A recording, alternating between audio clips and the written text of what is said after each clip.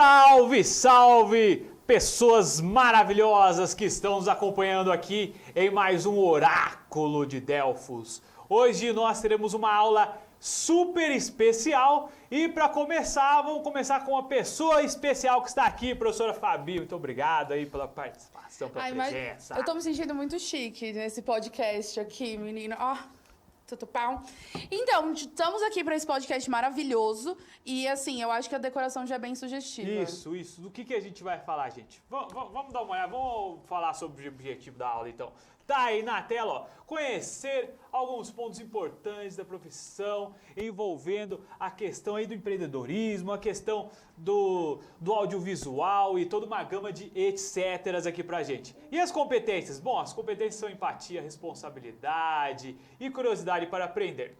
Pois bem, olha só, hoje nós vamos ter a honra de receber aqui, em nosso centro de mídias, o produtor de filmes, fotógrafo e animador no sentido de animação mesmo e artista, o Bira Cosme. Bira, seja super bem-vindo aqui ao Centro de Mídias. Muito obrigado aí por estar conosco nessa aula aqui do Oráculo de Delfos. Eu que agradeço. Saudações californianas. Tamo chique, tamo internacional, tá? Internacional, olha só.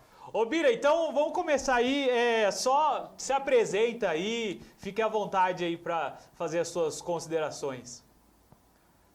Bom, eu sou o Bira Cosme, moro aqui em São Francisco, na região do Vale do Silício, na Califórnia.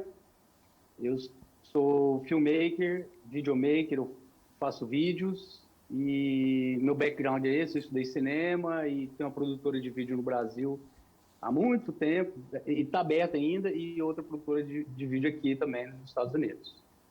Chique, ainda no Vale do Silício. No Vale do Silício. Acontece. Isso. Então, como não podia deixar de ser, nós trouxemos algumas perguntas de alguns estudantes que vão fazer aqui pra gente. A gente começa com a Lili, que está sempre presente aqui nas nossas aulas, que até as honras. Ó, mas tem os alunos que estão ao vivo. Né, ó, por exemplo, o Gabriel falou Hello USA. Aí tá? sim, ó. Tá? Maravilhoso. Então, né, a primeira pergunta a gente tem aí da Lili Stud, que ela pergunta pra você, né? Como você entrou na área do audiovisual e como é a experiência de trabalhar nessa área? Uma boa pergunta. Boa pergunta. Eu entrei quando eu era muito novo. Minha mãe comprou uma câmera e aí eu comecei a brincar com essa câmera, comecei a fazer umas novelinhas no prédio que eu morava e aí começou. Aí meu pai me colocou, quando eu tinha 15 anos, me colocou num curso de amador, de filme, de vídeo. Aí eu desempenhei legal, aí na próxima semana, era uma semana, na próxima semana tinha o de semi-profissional. Ele perguntou, quer fazer? Eu falei, demorou. Aí comecei a fazer... Aí comecei a fazer vídeo, fazer casamento, fazer curtas-metragens, médias. Aí depois eu estudei cinema, né, que foi uma experiência incrível, porque antes eu tinha a prática, mais ou menos, que eu já sabia tudo pela prática, mas aí quando eu entrei na universidade, aí a teoria confirmou a prática. Então, foi uma experiência incrível. E é bem legal isso, né? Que não foi uma coisa que meio que começou naturalmente. Sim, é orgânico, né? E você conseguiu, vamos dizer, profissionalizar esse hobby aí que você já tinha. Sim. A pergunta da Evinha, quando ela me mandou a pergunta, ela mandou a pergunta no sentido assim, como que é realizar o meu sonho? Então, a pergunta dela tem a ver com os Estados Unidos. Ô Bira, como que é viver aí nos Estados Unidos, fazendo essa comparativo Brasil-Estados Unidos? Como que é viver aí? Cara, eu gosto muito, assim, eu sempre fui muito curioso, né? Eu tentei mudar do Brasil algumas vezes, não deu certo, fui para Espanha, né? Fiz algumas coisas na Austrália também, não deu certo. Aí os Estados Unidos parece que foi assim, foi fluindo. Eu acho assim, fantástico aqui, né? O poder que a gente tem de consumo, poder de compra. Outra coisa que eu acho mais fantástica ainda é o valor à vida. Né, aqui, por exemplo, se acontece qualquer coisa, um assassinato, um tiroteio, chega polícia, chega helicóptero, chega ambulância, chega corpo de bombeiro, chega tudo. Então, assim, o valor da vida aqui que é o que mais me chama a atenção. Eu queria até, eu vi a pergunta, mas eu queria até estender. Você vê uma diferença muito grande entre o trabalho de audiovisual no Brasil versus nos Estados Unidos? Talvez em relação à oportunidade, ou não sei, talvez a dinâmica do trabalho, mas existe alguma diferença assim, muito grande do audiovisual no Brasil versus nos Estados Unidos? Muito grande, muito grande.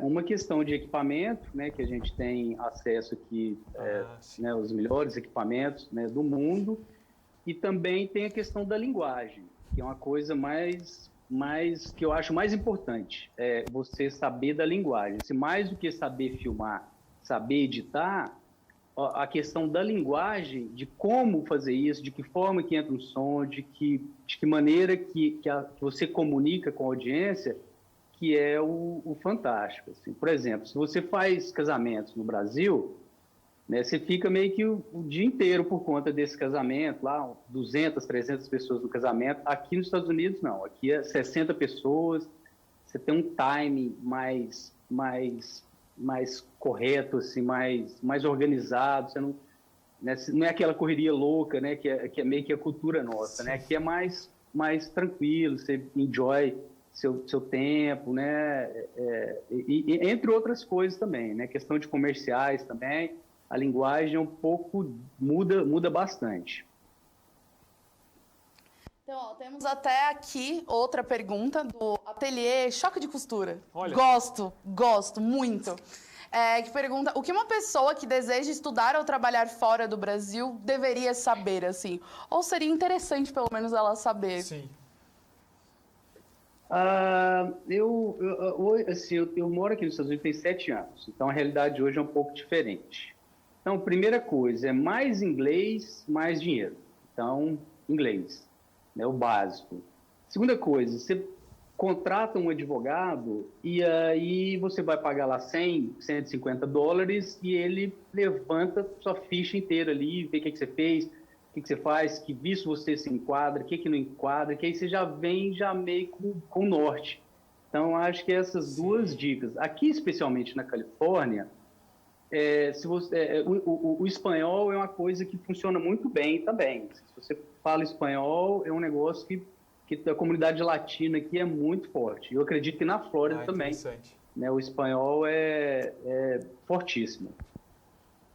Nossa, muito legal, né? Porque às vezes a gente acha que é uma dica, mas não, às vezes o mais importante, às vezes também é a parte burocrática, né? Sim, às vezes a gente chega lá e fala, é só entrar lá e já era. É só saber falar inglês e a gente esquece que tem toda uma parte burocrática, né? Sim, sim.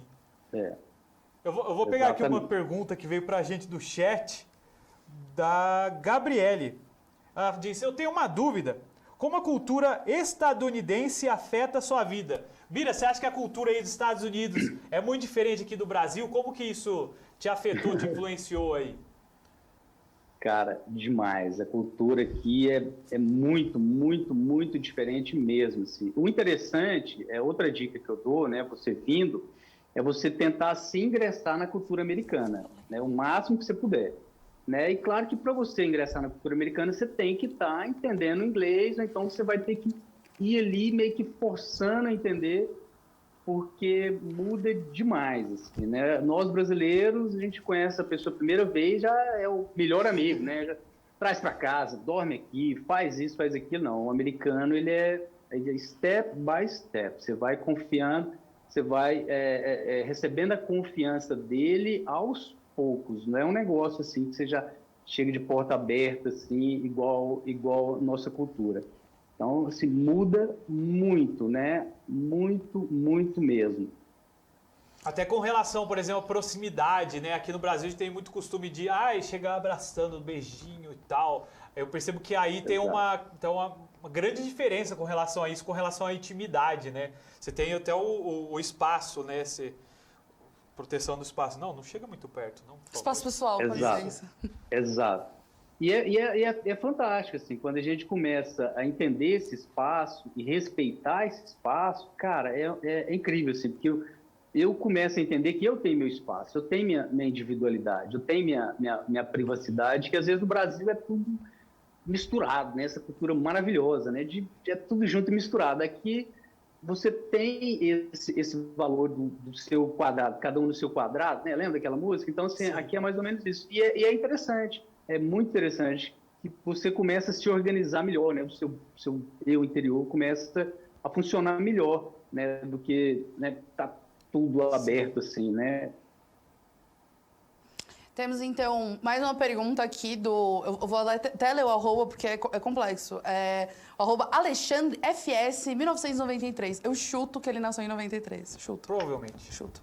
Vamos lá. Ele falou, quais áreas de trabalho você considera mais promissoras vivendo aí, né, na região do Vale do Silício?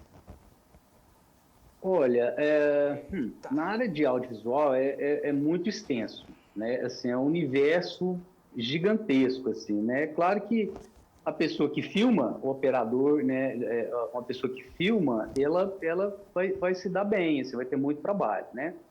Agora, a pessoa que edita também, né, vai ter muito trabalho. Porque no cinema, quando a gente fala de audiovisual, você tem, sim, né, a sétima arte, né? Então, tem o decorador, tem o continuista, tem o operador de drone, né? Então, por exemplo, a minha vida, eu pauto muito naquela passagem bíblica dos dons, né? Deus me deu o dom de filmar, eu peguei esse dom de filmar e passei para foto. Hoje eu sou fotógrafo, passei para edição, edito, operador de drone. Então eu começo a multiplicar esses meus dons. Então, quanto mais você consegue atender, eu acho, pelo menos no começo, vai ser uma coisa super positiva. Você vai ter mais demanda. É claro que mais para frente vai funilando e aí você faz, né, só uma coisa, especialista numa área só, que aí vai dar bom. Mas, assim, se você é do som, por exemplo, tem o captação do som. Outro dia, uma professora de cinema aqui da California Art Institute, ela me liga, você não conhece alguém que capta, que é operador de som? Então, sim, é uma demanda latente, né? Então, assim, tem um universo inteiro, tem roteirista, tem quem de roupa, né, de traje, é uma infinidade, é uma infinidade. E hoje em dia, assim, o que está em voga e crescendo cada vez mais é os profissionais de VFX, que é Visual Effects especiais, né, de efeitos especiais, que o pessoal, eu vejo assim, no cinema, que cada dia mais usam a Game Engine, que são as plataformas que fazem games, né, como a Unity, a Unreal, né? Então, se você, por exemplo, você for dessa área, meu amigo, você vai arregaçar no mundo inteiro, né? Que aí você constrói cenários virtuais, que é uma tendência, Sim, né, muito grande. Cenários Já dei virtuais, muito outras dinheiro coisas. para Unreal. Sim. Mas eu acho que tem uma pergunta aqui que super, eu acho que junta nisso que você está falando. Você estava falando justamente sobre essa questão desses avanços tecnológicos, né, que tem um impacto no audiovisual. E aí a gente teve o Tom Rock, que mandou uma pergunta aqui, falando o que você está conseguindo, né, justamente por essa oportunidade aí, conseguir vivenciar quanto à questão da realidade virtual, né, que eu acho que talvez nos Estados Unidos a gente pelo menos tenha a impressão de que é algo que está muito mais... andando muito mais rápido, exato, do que aqui, e em relação a esses processos do audiovisual do futuro, né? Então, você falou aí alguns elementos, mas eu acho que essa pergunta é muito válida, né? O que você está conseguindo vivenciar dessa questão da realidade virtual, essas novidades aí do audiovisual? A realidade virtual, eu andei estudando bastante há uns 3 anos atrás, eu tinha um projeto que envolvia realidade virtual, games, realidade aumentada, né? Então, é uma coisa muito interessante, mas eu não vejo assim uma explosão, né, da área de realidade virtual, né? Porque o que é realidade virtual? É tudo que você virtual. Você pega, vou mostrar no próxima pausa aqui. Você pega o óculos lá, um set, um headset, bota. Então, tudo que está aqui seria realidade virtual. A realidade aumentada, já você usa, por exemplo, seu telefone, e aí o que está na tela, você interage com a realidade normal, mas você interage com a aumentada, que seria aqui. Então, a realidade aumentada, eu vejo que é uma coisa que cresce, que tem um potencial muito grande, assim, a Amazon aqui usa isso, tem vários websites, eles usam a realidade aumentada, né? Então, é um nicho menor, assim, porque uma coisa, por exemplo, quando você começa a usar a realidade virtual aqui, muitas pessoas ficam tontas, dá meio que um labirintite assim, né? Eu tive isso no começo, né? Criançada geralmente não, mas as pessoas que vão ficando mais, ela dá um negócio. Mas é um grande mercado. Assim, se você é um nicho muito específico, mas eu acredito, por exemplo, o cinema, ele não entra tão cedo na tecnologia que existe hoje. Pode ser que melhore, mas né, o Facebook anda investindo muito nisso, mas eu acho que não vai muito. Né? Os 360 vídeos, por exemplo, eu acho que é uma coisa interessante. Né? Os vídeos 360 graus é uma coisa legal também, mas também o campo, assim, tem campo, mas não é um boom, né? Como eu imagino. Ah, interessante, interessante. Ô Bira, você acha que tem possibilidade tipo, vai fazer um filme, e aí o cara usa essa tecnologia. Você acha que quanto tempo levaria para isso acontecer? Tipo, usar realidade virtual em filme. Você acha que demoraria um pouco ainda? Cara, é um nicho muito diferente, assim. Em Hollywood, eu acredito que isso não vai Sim. acontecer. Não vai acontecer.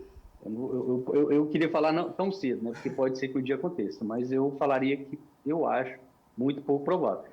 Então, o lance da realidade virtual, ele tem, assim, genial. Eu tive numa conferência alguns anos atrás, cara, era só de VR, só de XR, né? Foi a primeira vez que eu vi o termo de Mixed Reality. Então, assim, tem uma funcionalidade fantástica para médicos, por exemplo. O cara tá lá Sim, no legal. Japão, lá, o papa da cirurgia, né, vascular, sei lá, e ele te acompanha, bota um Google desse, um óculos desse, e aí você vai seguindo o passo a passo que ele está fazendo ali. Então, assim, tem várias funcionalidades, mas para a questão do audiovisual Ah, em entendi. si, eu não vejo tanto assim, né? Por exemplo, esse projeto que eu tinha chama Jesus 360, né? Jesus 360, ele é de trazer tudo a respeito de Cristo a princípio, porque depois seria Buda e outras coisas. Aqui, né? Então, por exemplo, eu quero levar a pessoa lá para o Monte Sinai, lá para o, né, onde a Boda de Caná, por exemplo. Então eu Sim, boto aqui, eu trago essa pessoa para a experiência, né? Então ele vai virar aqui, vai ver Maria aqui, vai ver, né, o garçom aqui, então ele vai ficar imerso ali. Então eu acredito que por exemplo, para o campo de educação é uma coisa que funciona muito bem, né? sim, sim. Tem alguns campos específicos, né? Para o entretenimento, eu acho que talvez, por exemplo, você pega algumas câmeras 360, 360 graus e bota num show, em vez de você estar no show, você está ali, hoje já tem tempo já. Você consegue ir Sim, para a câmera perto do baterista, você consegue ir para a câmera de frente ao vocalista, né? Você consegue estar imerso ali em vários pontos diferentes. Você escolhe qual ponto, eu quero ver a audiência do meio da plateia. Né? Existe isso, tem uma câmera 360 no meio da plateia que você olha, nossa. os caras lá, tá tudo doido, gritando e tal. Aí você já passa pro lado do guitarrista, você olha o guitarrista tocando. Então, assim, tem várias funcionalidades, né? Mas questão de filme mesmo, Sim. vai ser um pouquinho mais despacio, assim, mais devagar, eu imagino. Sim. Nossa, disso você falou, tipo, porque tem duas coisas, né? Primeiro que desses de vídeo, eu lembro que o Dream Theater, que é uma banda, eles lançaram um DVD que você tinha opções de câmera. Então você poderia assistir com a câmera vendo o palco inteiro, tipo as normais de show, ou você poderia escolher as câmeras em cada um dos membros da banda. E mesmo você falou Exatamente isso. e mesmo você falou do VR, é muito engraçado, porque a gente também achava que ia ser um boom nos games, né? Sim, sim. Ainda sai bastante, né? Não vou dizer que tá parado, mas a gente achou que, tipo, nossa, ia revolucionar. Nunca mais ninguém ia jogar no controle, ia ser todo mundo no óculos. Sim. E não foi bem Não assim, foi, né? Não tá sendo bem As assim. coisas vão tendo uma transformação mais lenta. Bira, a gente agradece demais a sua participação aqui. Agora a gente vai entrar para o momento da interação. Inclusive, tem algumas perguntas aqui que a gente O Daniel vai mandou ter que um monte. fazer. Aê, Daniel! E a gente já volta para a interação. Combinado.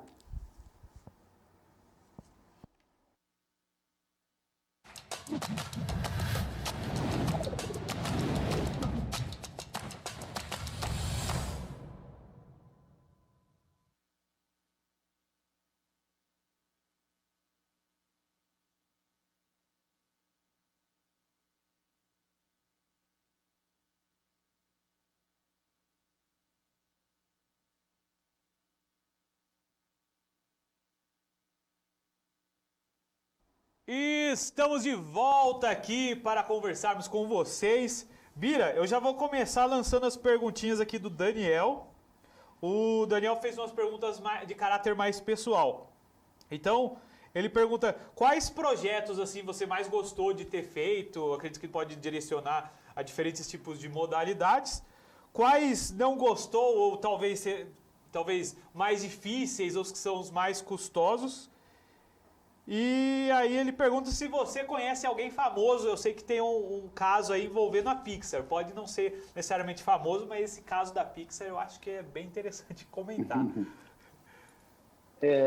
Rapaz, eu gosto muito, eu sou artista, né? Eu sou artista, tenho recurso, eu escrevia poesia, eu ganhei os concursos de poesias, inclusive tem um livro manufaturado aqui que depois eu te mando.